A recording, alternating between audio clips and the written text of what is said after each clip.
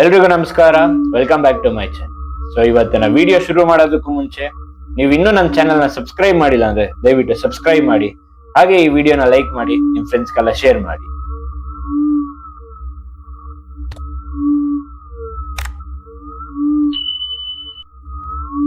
ಇವತ್ತು ನಾನು ಮಾತಾಡೋಕಂತ ಹೊರಟಿರೋದು ಈ ನಮ್ಮ ಸ್ವತಂತ್ರ ಭಾರತವೇ ಕಂಡಂತಹ ಅತಿ ದೊಡ್ಡ ರೇಪ್ ಕೇಸ್. ಬಹುಶಃ ಗೊತ್ತಿರೋರಿಗೆ ಗೊತ್ತಾಗಿದೆ ಅನ್ಕೊಂತೀನಿ ನಾನು ಯಾವ ವಿಷಯದ ಬಗ್ಗೆ ಮಾತಾಡ್ತಾ ಇದ್ದೀನಿ.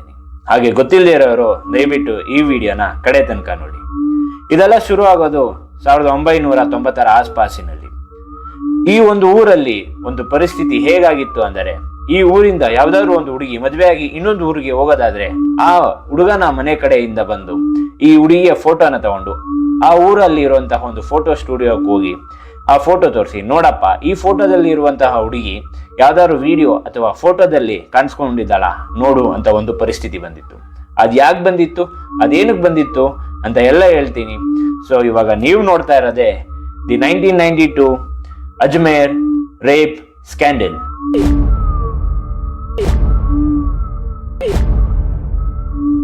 ಈ ಕತೆ ಶುರುವಾಗೋದೆ ಸೋಫಿಯಾ ಸೆಕೆಂಡರಿ ಸ್ಕೂಲ್. ಈ ಸ್ಕೂಲ್ ಬಂದು ಬರೀ ಹೆಣ್ಮಕ್ಳಿಗಾಗಿ ಮಾಡಿಸಿದಂತ ಒಂದು ಸ್ಕೂಲ್. ಈ ಸ್ಕೂಲಲ್ಲಿ ಓದ್ತಾ ಇರುವಂತಹ 8ನೇ ಕ್ಲಾಸಿನ ಒಂದು ಹುಡುಗಿ ಒಂದು ದಿನ ಆ ಸ್ಕೂಲ್ ಗೇಟ್ ಇಂದ ಆಚೆ ಬರ್ತಾ ಇದ್ದ ಹಾಗೇನೆ ಒಬ್ಬ ವ್ಯಕ್ತಿಯ ಪರಿಚಯ ಮಾಡ್ಕೊಂತಾಳೆ.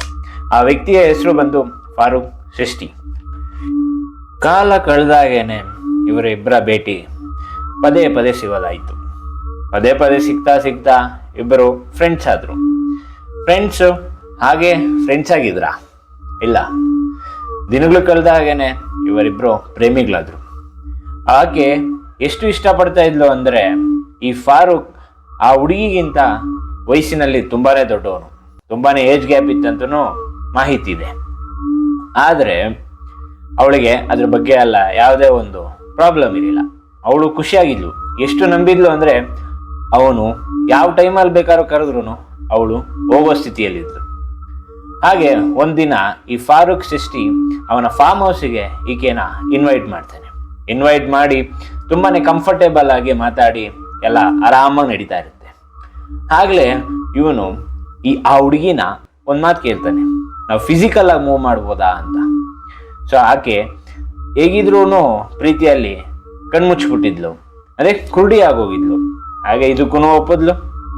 ಸೊ ಅಲ್ಲಿಂದ ಶುರು ಆಗದೆ ಈ ಕಥೆಯಲ್ಲಿ ಟ್ವಿಸ್ಟ್. ಇದು ಬರೀ ಇಲ್ಲಿಗೆ ನಿಲ್ಲಿಲ್ಲ. ಆ ಕ್ಷಣದಲ್ಲಿ ಫಾರೂಕ್ ಆ ಹುಡುಗಿಯ ಫೋಟೋಸ್ ತಗೊಂತಾನೆ, ಅಂದ್ರೆ ಬೆತ್ತಲೆಯ ಫೋಟೋಸ್. ಆ ಫೋಟೋಸ್ನ ತಗೊಂಡು ಆ ಹುಡುಗಿಗೆ ಬ್ಲ್ಯಾಕ್ ಮೇಲ್ ಮಾಡಕ್ ಶುರು ಮಾಡ್ತಾನೆ. ನಿನ್ನ ಫೋಟೋಸ್ ನನ್ನ ಹತ್ರ ಇದೆ, ಈ ಫೋಟೋಸ್ ನೀನಾದ್ರೂ ನಿಮ್ಮ ಅಪ್ಪ ಅಮ್ಮ ಅಥವಾ ಬೇರೆ ಹುಡುಗರಿಗೆ ನಂಗೆ ಶೇರ್ ಮಾಡಿದ್ರೆ ಯೋಚನೆ ಮಾಡು, ಸಮಾಜದಲ್ಲಿ ನಿನಗೆ ಯಾವ ತರ ಮರ್ಯಾದೆ ಮತ್ತು ಯಾರು ಯಾವ ದೃಷ್ಟಿಯಲ್ಲಿ ನೋಡ್ತಾರೆ ಅಂತ. ಇದಕ್ಕೆ ಭಯ ಬಿದ್ದು ಆ ಹುಡುಗಿ ನಾನು ಏನ್ ಮಾಡ್ಬೇಕು ಹೇಳು ಅಂತ ಕೇಳಿದಾಗ ಇವನಿಗೆ ಬಂದಿದ್ದೆ, ನಾಳೆಯಿಂದ ನೀನ ಒಂದು ಫ್ರೆಂಡ್ ಕರ್ಕೊಂಬ, ಅವಳ ಹತ್ರ ನಾನು ಸ್ವಲ್ಪ ಕೆಲಸ ಇದೆ ಅಂತ ಹೇಳಿ ಕಳಿಸ್ತಾನೆ. ಅಕಸ್ಮಾತ್ ನೀನ್ ಏನಾದ್ರು ಬಂದಿಲ್ಲ ಅಂದ್ರೆ ಈ ವಿಡಿಯೋ ಮತ್ತೆ ಈ ಫೋಟೋಸ್ ಪಬ್ಲಿಷ್ ಆಗೋದಂತ ಪಕ್ಕಾ ಅಂತ ಹೇಳಿದ್ದ. ಆ ಹುಡುಗಿಗೆ ಆ ಕ್ಷಣ ಅನ್ಸಿದ್ದು, ನಾನು ತುಂಬಾನೇ ಒಂದು ಸಂಕಟದಲ್ಲಿ ತಗಲಾಕೊಂಡಿದ್ದೀನಿ ಅಂತ. ಆ ಹುಡುಗಿಗೆ ಬೇರೆ ದಿಕ್ಕೇ ಇಲ್ದಿರ, ಒಂದು ಅವಳಿಗೆ ಇದ್ದಿದ್ದು ಸಾವು, ಇನ್ನೊಂದು ಇವನು ಹೇಳಿದ್ದು ಮಾಡೋದನ್ನ. ಆಕೆಗೆ ಸಾವು ಅಂದ್ರೆ ಭಯ ಆಗಿತ್ತೇನು, ಹೀಗೆ ಇವನು ಹೇಳಿದ್ದನ್ನ ಮಾಡಬೇಕು ಅಂತ ಮುಂದಾದ್ಲು. ಆಗ ಮಾರನೇ ದಿವಸ ಆಕೆ ಅವಳ ಫ್ರೆಂಡ್ ಜೊತೆ ಬರ್ತಾಳೆ. ಅದು ಹೇಗಾಯ್ತು ಅಂದ್ರೆ, ತಿರ್ಗಾ ಆ ಹುಡುಗಿಯ ಫೋಟೋ ತಗೋ, ತಿರ್ಗಾ ಆ ಹುಡುಗಿನ ಬ್ಲ್ಯಾಕ್ ಮೇಲ್ ಮಾಡಿ, ತಿರ್ಗಾ ಆಕೆ ಫ್ರೆಂಡ್ ಬೇರೆ ಹುಡುಗಿನ ತೋರಿಸು, ತಿರ್ಗಾ ಬ್ಲ್ಯಾಕ್ ಮೇಲ್ ಮಾಡು, ಹೀಗೆ ಆಗ್ತಾ ರಿಪೀಟಿಂಗ್ ಆಗ್ತಾ ಹೋಯ್ತು. ತುಂಬಾನೇ ನಡೀತಿದಲ್ಲ. ಇದು ಬರೀ 2 ಹುಡುಗಿಯರ ಮಧ್ಯ ನಿಲ್ತಿಲ್ಲ, ಇದು ತುಂಬಾನೇ ಅತಿ ಆಯ್ತು. ಹೇಗಾಯ್ತು ಅಂದ್ರೆ, ಆ ಹುಡುಗಿ ಕರ್ಕೊಂಬರೋದು, ಸೆಕ್ಷುವಲ್ ಆಗಿ ಅಸಾಲ್ಟ್ ಮಾಡೋದು, ಫೋಟೋಸ್ ಅಥವಾ ವಿಡಿಯೋ ಮಾಡಿಕೊಂಡು ಬ್ಲ್ಯಾಕ್ ಮೇಲ್ ಮಾಡೋದು, ಹೀಗೆ ಮಾಡ್ತಾ ಇದೆಲ್ಲ ಒಂದು ದೊಡ್ಡ ಸೀರೀಸ್ ಆಯ್ತು. ಇದು ಬರೀ ಫಾರೂಕ್ ಒಬ್ಬ ಮಾಡ್ತಾ ಇದ್ದಿದ್ದಲ್ಲ. ಮುಂದೆ ಓದ್ತಾ ಫಾರೂಕಿನ ಕಸಿನ್ ನಫೀಸ್ ಶೆಟ್ಟಿ ಇವನ ಜೊತೆ ಆಗ್ತಾನೆ. ಹಾಗೂ ಇನ್ನೂ 6 ಜನ ಇವರ ಒಂದು ಗ್ಯಾಂಗ್ ಆಗುತ್ತೆ. ಎಲ್ಲ ಸೇರಿ ದಿನ ಕಳೀತಾ ಗ್ಯಾಂಗ್ ರೇಪ್ ಮಾಡಕ್ ಶುರು ಆಗ್ತಾರೆ. ಹೇಗನ್ಸಿರುತ್ತಲ್ಲ ಗ್ಯಾಂಗ್ ರೇಪ್ ಹೆಸರು ಕೇಳಿದ್ರೇನೆ ನಂಗೆ ಕೂದಲು ಎದೊಳ್ತವೆ. ಬಾ, ನಿಮಗೀಗ ಅನ್ಸ್ಬೋದು ಯಾಕ ಹುಡುಗಿಯರು ಯಾರ್ದೋ ಒಬ್ರದ್ದು ಪ್ರೊಟೆಕ್ಷನ್ ಕೇಳಿಲ್ವಾ ಅಂತ. ಎಷ್ಟೇ ಆದ್ರೂ ಹುಡುಗಿಯರು, ಅದರಲ್ಲೂ 90s ಟೈಮಲ್ಲಿ ಅಂತೂ ಅವರಾಗ ಅವರೇ ಪೊಲೀಸ್ ಸ್ಟೇಷನ್ ಅಂತೂ ಹೋಗ್ತಾ ಇರಲಿಲ್ಲ. ಅವರು ಮನೆಯವ್ರಿಗೆಲ್ಲ ವಿಷಯ ಹೇಳಿದ್ರು. ಆದರೆ ಮನೆಯವ್ರಿಗೆ ಏನನ್ಸ್ತು ಅಂದರೆ, ಈ ಸಮಾಜದಲ್ಲಿ ನಮಗೆ ಮರ್ಯಾದೆ ಇರಲ್ಲ ಆ ಥರ ಎಲ್ಲ ಮಾಡಿದ್ರೆ, ನಿಮ್ಮ ಭವಿಷ್ಯ ನೀನೇ ಹಾಳು ಮಾಡ್ಕೊಂಡಂಗಾಗುತ್ತೆ, ಬೇಡ ಅಂದ್ಬಿಟ್ಟು ಆ ಹುಡುಗಿರ್ದು ಬಾಯಿ ಕೂಡ ಮುಚ್ಚಿಸ್ತಾರೆ. ಏನು ಮಾಡೋಣ, ಹಾಗೆಲ್ಲ ಹಾಗೆ ಇದ್ದಿದ್ದು. ಇವಾಗ ಕೇಸ್ ಬಗ್ಗೆ ಮಾತಾಡೋದಾದ್ರೆ, ಫಾರೂಕ್ ಸೃಷ್ಟಿ ಮತ್ತೆ ಅವನ ಗ್ಯಾಂಗ್ ಯಾರು ಅಂತಿಂತ ಸಾಧಾರಣ ವ್ಯಕ್ತಿಗಳಾಗಿರಲಿಲ್ಲ. ಫಾರೂಕ್ ಸೃಷ್ಟಿ ಬಂದ್ಬಿಟ್ಟು ಅಜ್ಮೇರ್ ಕಾಂಗ್ರೆಸ್ ಯೂತ್ ಪ್ರೆಸಿಡೆಂಟ್ ಆಗಿದ್ದ. ಮತ್ತೆ ನಫೀಸ್ ಸೃಷ್ಟಿ ಇವನು ಬಂದ್ಬಿಟ್ಟು Ajmer national Congress vice president ಆಗಿದ್ದ. ಇವ್ರಿಗೆಲ್ಲ ಒಂದು ಮನಿ ಪವರ್, ಪೊಲಿಟಿಕಲ್ ಪವರ್ ಹಾಗೂ ಸೋಷಿಯಲ್ ಪವರ್ ತುಂಬಾನೇ ಇತ್ತು. ಹೇಳೋದಾದ್ರೆ ಇವ್ರನ್ನೆಲ್ಲ ಅಲ್ಲಿನ ಸುತ್ತಮುತ್ತ ಲೋಕಲ್ ಜನ ಎಲ್ಲ ಇವರ ಕೈ ಮುಟ್ಟಿ ರೆಸ್ಪೆಕ್ಟ್ ಎಲ್ಲ ಮಾಡ್ತಾ ಇದ್ರು. ಹೇಗ ಅದರಲ್ಲೂ ಸೃಷ್ಟಿ ಅಂತ ಒಂದು ಫ್ಯಾಮಿಲಿ, ಇದು ಬಂದು ಅಜ್ಮೇರಲ್ಲಿ ಒಂದು ಫೇಮಸ್ ಮತ್ತು ಒಂದು ಡಾಮಿನೆಂಟ್ ಫ್ಯಾಮಿಲಿ. ಇವರು ಬಂದ್ಬಿಟ್ಟು ಅಲ್ಲಿರುವಂತ ಅಜ್ಮೇರ್ ಶರೀಫ್ ದರ್ಗಾ, ಈ ದರ್ಗಾನ ಆಡಳಿತ ಮಾಡ್ತಾ ಇದ್ದಿದ್ದು ಇವರು. ಯೋಚನೆ ಮಾಡಿ, ಒಂದು ದರ್ಗಾ ನಡೆಸೋರು ಈ ತರ ಒಂದು ಅತ್ಯಾಚಾರ ಮಾಡಿದಾಗ ಹೇಗನ್ಸಿರುತ್ತಲ್ಲ. ಇವರ ಈ ಪೊಲಿಟಿಕಲ್ ಪವರ್ ಮತ್ತು ಸೋಷಿಯಲ್ ಸಪೋರ್ಟ್ ಇಂದ ಇವ್ರನ್ನ ಕಾನೂನು ಏನು ಮಾಡೋಕ್ಕಾಗ್ತಾ ಇರಲಿಲ್ಲ. ಯಾವುದೇ ಒಂದು ಕಂಪ್ಲೇಂಟ್ ತಗೊಳಕ್ಕಾಗ್ತಾ ಇರಲಿಲ್ಲ. ಪೊಲೀಸು ಒಂದು FIR ರಿಪೋರ್ಟ್ ಮಾಡೋಕ್ಕಾಗ್ತಾ ಇರಲಿಲ್ಲ. ಏನೇ ಆದರೂ ಪೊಲಿಟಿಕಲ್ ಪವರ್ ಈಗಲೂ ಕೂಡ ನಮ್ಮ ಇಂಡಿಯಾದಲ್ಲಿ ನಾವೆಲ್ಲ ನೋಡ್ಬೋದು ಹೇಗೆ ನಡೀತಾ ಇದೆ ಅಂತ. ಹಾಗೆ ಇದು ನಡೀತಾ ರೇಪಿನ ಸಂಖ್ಯೆ 250ಕ್ಕೂ ಹೆಚ್ಚಾಗೋಯ್ತು. ಯೋಚನೆ ಮಾಡಿ, ಒಂದೇ ಜಾಗ, ಒಂದೇ ಗ್ಯಾಂಗ್ 250ಕ್ಕೂ ಹೆಚ್ಚು ರೇಪ್ಗಳಂದ್ರೆ ನೀವೇ ಊಹೆ ಮಾಡ್ಕೊಳ್ಳಿ ಹೇಗಿರುತ್ತೆ ಆ ಊರಿನ ಪರಿಸ್ಥಿತಿ ಇಂಥ ಜನರನ್ನ ಅವರು ಮಾಡ್ಕೊಂಡು. ನನಗೆ ಸಿಗ್ದಂತ ಮಾಹಿತಿ ಪ್ರಕಾರ ರೇಪ್ ಆಗಿದ್ದಂತ ಹುಡುಗಿರು ಬಂದು 11 ಇಂದ 20 ವರ್ಷ ಮಧ್ಯದವರು. ಯೋಚನೆ ಮಾಡಿ, 11 ಇಂದ 20 ವರ್ಷ, ಅದೆಲ್ಲ ಒಂದು ವಯಸ್ಸೇನ್ರಿ ಬಿಡಿ. ಮತ್ತೆ ಕೇಸಸ್ ರಿಪೋರ್ಟ್ ಆಗಿದ್ದು ಎಷ್ಟು ಗೊತ್ತಾ? 250ಕ್ಕೂ ಹೆಚ್ಚು ರೇಪ್ ಕೇಸ್. ಹಾಗಾದ್ರೆ ರಿಪೋರ್ಟ್ ಆಗಿದ್ದು ಕೆಲವು ಎಲ್ಲೋ ಎಣಿಸ್ಬೋದು ಅಷ್ಟೇ. 250ಕ್ಕೂ ಹೆಚ್ಚು ರೇಪ್ ಆದಂತ ಹುಡುಗಿಯರಲ್ಲಿ 6 ಹುಡುಗಿಯರು ಆತ್ಮಹತ್ಯೆ ಮಾಡ್ಕೊಂಡ್ರು. ಯಾರು ತಾನೇ ಸುಮ್ಮನೆ ಇರ್ತಾರೆ? ಎಲ್ಲರಿಗೂ ಅದೇ ಒಂದು ಧೈರ್ಯ ಇರಬೇಕಲ್ಲ. ಎಲ್ಲರೂ ಸಮಾಜಕ್ಕೆ ಭಯ ಬಿದ್ದು ಆತ್ಮಹತ್ಯೆ ಮಾಡ್ಕೊಂತಾರೆ. ಇಸ್ವಿ 1992, ಈ ಇಯರಲ್ಲೇ ಈ ಕೇಸಿಗೆ ಒಂದು ಟ್ವಿಸ್ಟ್ ಸಿಕ್ಕೋದು.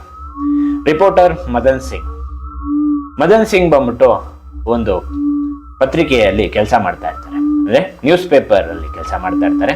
ಹಾಗೂ ಇವರಿಗೆ ಇದರ ಬಗ್ಗೆ ಸುದ್ದಿ ಸಿಗುತ್ತೆ ಹಾಗೂ ಇವರು ಇದನ್ನ ಬೈಲ್ ಮಾಡ್ತಾರೆ. ಫಾರೂಕ್ ಗ್ಯಾಂಗ್ ಸಾಕಷ್ಟು ಪ್ರಯತ್ನ ಮಾಡ್ತಾರೆ ಈ ಮದನ್ ಸಿಂಗ್ ನ ಹೇಗಾದ್ರು ಮಾಡಿ ತಡಿಬೇಕು ಅಂತ. ಆದ್ರೆ ಮದನ್ ಸಿಂಗ್ ಯಾರಿಗೂ ಜಗ್ಗೋರ ಆಗಿರಲಿಲ್ಲ. ಹಾಗಾಗಿ ಇಡೀ ಅಜ್ಮೇರ್ಗೆ ಈ ವಿಷಯ ಗಾಳಿ ಹರಡ್ದಂಗೆ ಎಲ್ಲಾ ಕಡೆ ಹರಡುತ್ತೆ. ಆದ್ರೆ ಮದನ್ ಅವ್ರಿಗೆ ಈ ಒಂದು ಕೇಸಿನ ಅರಿವು ಅವ್ರಿಗೆ ಗೊತ್ತಿರಲಿಲ್ಲ. ಹೇಗಿದ್ರು ಫಾರೂಕ್ ಮತ್ತು ಅವನ ಕಸಿನ್ಸ್ ಎಲ್ಲ ಒಂದು ಪೊಲಿಟಿಕಲ್ ಪವರ್ಫುಲ್ ಬ್ಯಾಕ್ಗ್ರೌಂಡ್ ಇರೋರು. ಅವ್ರು ಏನು ಮಾಡಿದ್ರು ಅಂದ್ರೆ, ಒಂದು ದಿನ ಒಂದು ರಾತ್ರಿ, ಅಂದ್ರೆ ಡಿಸೆಂಬರ್ 1992 ಡಿಸೆಂಬರ್ ಅಲ್ಲಿ ಮದನ್ ಸಿಂಗ್ ಅವರು ಅವ್ರ ಆಫೀಸಿಂದ ಮನೆಗೆ ಹೋಗ್ಬೇಕಾದ್ರೆ ಸ್ಕೂಟರ್ ಅಲ್ಲಿ ಅವ್ರ ಹಿಂದೆನೆ ಕಾರ್ ಹೋಗುತ್ತೆ. ಆದ್ರೂ ಮದನ್ ಸಿಂಗ್ ಅವ್ರು ತುಂಬಾನೇ ಬೇಗ ಓಡಿಸ್ಕೊಂಡು ಹೋದ್ರು. ಆಗ ಸಡನ್ ಆಗಿ ಕಾರಿಂದ ಒಂದು ವಿಂಡೋ ಇಳಿತು. ವಿಂಡೋ ಇಂದ ಗನ್ ಆಚೆ ಬಂತು. ಆ ಗನ್ ಅಲ್ಲಿ ಬುಲೆಟ್ ಫೈರ್ ಮಾಡಿದಾಗ ಅದು ಬಂದು ಮದನ್ ಬಿತ್ತು. ಮದನ್ ಅವರು ಬೀಳ್ತಾರೆ. ಆದ್ರೂ ಭಯ ಬೀಳ್ದಿರ ಎದ್ದು ಓಡ್ತಾರೆ. ಅಲ್ಲಿನ ಲೋಕಲ್ ಜನರ ಸಹಾಯದಿಂದ ಅವ್ರು ಹಾಸ್ಪಿಟಲ್ ಕೂಡ ಸೇರ್ತಾರೆ. ಆದ್ರೆ ಹಾಸ್ಪಿಟಲ್ ಅಲ್ಲಿ ಅಚಾನಕ್ ಆಗಿ 4 ಜನ ಬರ್ತಾರೆ. ಅಲ್ಲಿ ಅವ್ರನ್ನ ಸಾಯಿಸಾಕ್ತಾರೆ. ಯಾವಾಗ ಈ ವಿಷಯ ರೇಡಿಯೋ, ಟಿವಿ ಹಾಗೂ ನ್ಯೂಸ್ ಪೇಪರ್ ಅಲ್ಲಿ ಹರಡೋಕ್ ಶುರು ಆಯ್ತು, ಅಜ್ಮೇರಿನ ಬೀದಿಗಳಲ್ಲಿ ಜನ ಎಲ್ಲ ದಂಗೇರಕ್ ಶುರು ಆದ್ರು, ಪ್ರೊಟೆಸ್ಟ್ ಮಾಡಕ್ ಶುರು ಆದ್ರು. ಏನಿಲ್ಲ ಅಂದ್ರೂ 3 ದಿನ ಕರ್ಫ್ಯೂ ಆಗಿತ್ತು ಅಜ್ಮೇರಿನ ಬೀದಿಗಳಲ್ಲಿ. ಯೋಚನೆ ಮಾಡಿ, ಒಂದು ದೊಡ್ಡ ಸಿಟಿ, ಆ ಸಿಟಿನ ನಿಲ್ಲಿಸ್ಬೇಕು ಅಂದ್ರೆ ಇನ್ನು ಯಾವ ರೇಂಜ್ಗೆ ಆ ಅತ್ಯಾಚಾರ ನಡೆದಿದೆ ಅಂತ ನೀವೇ ಯೋಚನೆ ಮಾಡಿ. Year 1992 September month. ಆಗ ಪೊಲೀಸರು 8 ಜನನ ಅರೆಸ್ಟ್ ಮಾಡ್ತಾರೆ. ಈ 8 ಜನ ಬಂದ್ಬಿಟ್ಟು ಈ ಫಾರೂಕ್ ಇನ ಗ್ಯಾಂಗ್ ಅವರು. ಇವರು ಕೂಡ ಈ ಕೇಸಲ್ಲಿ ಇನ್ವಾಲ್ವ್ ಆಗಿರ್ತಾರೆ. ಇವರು ಕೂಡ ರೇಪಿಸ್ಟ್ ಅಂತಾನೆ ಕರೀಬಹುದು. ಸೊ ಬಟ್ ಈ 8 ಜನರಲ್ಲಿ ಫಾರೂಕ್ ಹಾಗೂ ಅವನ ಕಸಿನ್ ನಫೀಸ್ ಅವರಿಬ್ಬರ ಹೆಸರು ಕೂಡ ಇರಲ್ಲ. ಯೋಚನೆ ಮಾಡಿ, 250ಕ್ಕೂ ಹೆಚ್ಚು ರೇಪ್ ಕೇಸ್ ಹೊಂದಿರುವಂತಹ ಒಬ್ಬ ಕ್ರಿಮಿನಲ್ ಎಷ್ಟು ಈಸಿಯಾಗಿ ಜಾರ್ಕೊಂಡು ಹೋಗಿರ್ತಾನೆ ಅಂತ. ನೀವು ಕೇಳ್ಬೋದು, ಯಾಕೆ ಫಾರೂಕ್ ಅರೆಸ್ಟ್ ಆಗಿಲ್ವಾ, ಯಾಕೆ ಅವನ ಅಷ್ಟು ಈಸಿಯಾಗಿ ಎಸ್ಕೇಪ್ ಆದ? ಆಕ್ಚುಲಿ ಅವನ ಅರೆಸ್ಟ್ ಆಗಿದ್ದ, ಬಟ್ ಅವನ ಲಾಯರ್ ರಾಜಸ್ಥಾನ್ ಹೈಕೋರ್ಟ್ ಅಲ್ಲಿ ಏನ್ ಪ್ರೂವ್ ಮಾಡಿದ್ರು ಗೊತ್ತಾ? ಈಸ್ ಮೆಂಟಲಿ ಇಲ್, ಅಂದ್ರೆ ಅವನು ಮಾನಸಿಕ ಹೀನನು ಅಂತ ಅವನ್ನ ಘೋಷಣೆ ಮಾಡಿದ್ರು. ಯೋಚನೆ ಮಾಡಿ, ಒಬ್ಬ ಮೆಂಟಲ್ ಹಿಲ್ ಪರ್ಸನ್ 250ಕ್ಕೂ ಹೆಚ್ಚು ಅತ್ಯಾಚಾರ ಮಾಡೋನೆ ಅಂದ್ರೆ ಇಟ್ ಇಸ್ ಕ್ರೇಜಿ ಮ್ಯಾನ್. ಆದ್ರೂ ಜನ ಸುಮ್ಮನೆ ಆಗಿಲ್ಲ, ಅವನನ್ನ ತುಂಬಾನೇ ಕಾಡೋದಕ್ಕೆ ಶುರು ಆದ್ರು. ಅಜ್ಮೇರಲ್ಲಿ ದೊಡ್ಡ ಪ್ರೊಟೆಸ್ಟ್ ಎಲ್ಲ ಶುರು ಮಾಡಿದ್ರು. ಆಗ ಆಗಿದ್ದಂತಹ ಚೀಫ್ ಮಿನಿಸ್ಟರ್ ಸಿಚುವೇಶನ್ ಕೈ ಬಿಟ್ಟು ಹೋಗ್ತಾ ಇದೆ ಅಂತ ಹೇಳಿ, ಆಗ ಚೀಫ್ ಮಿನಿಸ್ಟರ್ ಆಗಿದ್ದು ಬೈರಾನ್ ಸಿಂಗ್ ಶಿಕಾವತ್ ಅವರು ಪೊಲೀಸ್ ಡಿಪಾರ್ಟ್ಮೆಂಟ್ಗೆ ಒಂದು ಸ್ಟ್ರಿಕ್ಟ್ ಆರ್ಡರ್ ಕೊಡ್ತಾರೆ, ಅವನು ಯಾರೇ ಆಗಿರ್ಲಿ ಹೇಗೆ ಇರ್ಲಿ ಅವನ್ನ ಈಗಲೇ ಅರೆಸ್ಟ್ ಮಾಡಿ ಅಂತ. ಆಗ ಫಾರೂಕ್ನ ಅರೆಸ್ಟ್ ಮಾಡಿ ಕಸ್ಟಡಿಗೆ ತಗೊಳ್ತಾರೆ.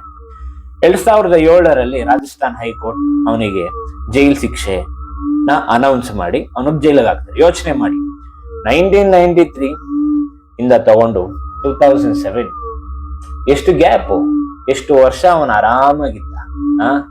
ಆರಾಮಾಗಿ ಕಸ್ಟಡಿಯಲ್ಲಿ ತಿನ್ಕೊಂಡು ಕುಡ್ಕೊಂಡು ಪೀಸಾಗಿ ಓಡಾಡ್ಕೊಂಡಿದ್ದ.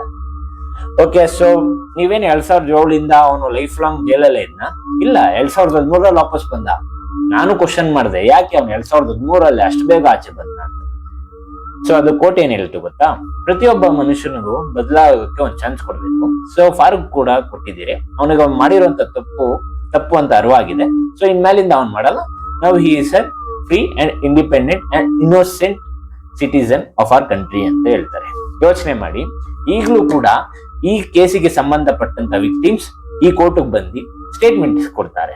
ಆದ್ರೆ ಒಬ್ಬ ಸಸ್ಪೆಕ್ಟ್, ಒಬ್ಬ 250ಕ್ಕೂ ಹೆಚ್ಚು ರೇಪ್ ಮಾಡಿರುವಂತಹ ಒಬ್ಬ ಕ್ರಿಮಿನಲ್, ಈ ಕೇಸಿಗೆ ಮೇನ್ ಕ್ಯಾರೆಕ್ಟರ್, ಅವನು ಅಜ್ಮೀರ್ ಅಂತ ಒಂದು ಸಿಟಿಯಲ್ಲಿ ಬೀದಿಯಲ್ಲಿ ರಾಜನಾಗ ಆರಾಮಾಗಿ ತಿರುಗ್ತಾನೆ. ಯೋಚನೆ ಮಾಡಿ, ನಮ್ ದೇಶದ ಕಾನೂನು, ನಮ್ ದೇಶದ್ದು ವ್ಯವಸ್ಥೆ ಹೇಗಿದೆ ಅಂತ. So this is our India. Okay, so ಇಲ್ಲಿಗೆ ಈ ವಿಡಿಯೋನ ಮುಕ್ತಾಯ ಮಾಡುವಂತ ಸಮಯ. ಸೊ ಹುಡುಗಿಯರೇ, ದಯವಿಟ್ಟು ನೀವೆಲ್ಲ ಹುಷಾರಾಗಿರಿ. ಹುಡುಗರು ನೀವು ಕೂಡ ಹುಷಾರಾಗಿ. ಈಗ ಕಾಲ ಬದಲಾಗಿದೆ, ಎಲ್ಲ ಉಲ್ಟಾ ನಡೀತೈತೆ, ಹುಷಾರಾಗಿರಿ. ಸೊ ಈ ವಿಡಿಯೋ ಎಲ್ಲ ಇಷ್ಟ ಆಗಿದೆ ಅನ್ಕೋತೀನಿ. ದಯವಿಟ್ಟು ಲೈಕ್ ಮಾಡಿ, ನಿಮ್ ಫ್ರೆಂಡ್ಸ್ಗೆಲ್ಲ ಶೇರ್ ಮಾಡಿ, ಹಾಗೆ ನನ್ನ ಚಾನೆಲ್ನ ಸಬ್ಸ್ಕ್ರೈಬ್ ಮಾಡಿ. ಇನ್ನೂ ಈ ತರ ಒಳ್ಳೊಳ್ಳೆ ಅನ್ಕವರ್ಡ್ ಕೇಸಸ್ ಹಾಗೂ ಸ್ಟೋರೀಸ್ಗೆ ನನಗೆ ಸಪೋರ್ಟ್ ಮಾಡಿ. ಓಕೆ, ಸೊ ನಾನು ನಿಮ್ಮ Dikshit signing off. Thank you, love you all, bye.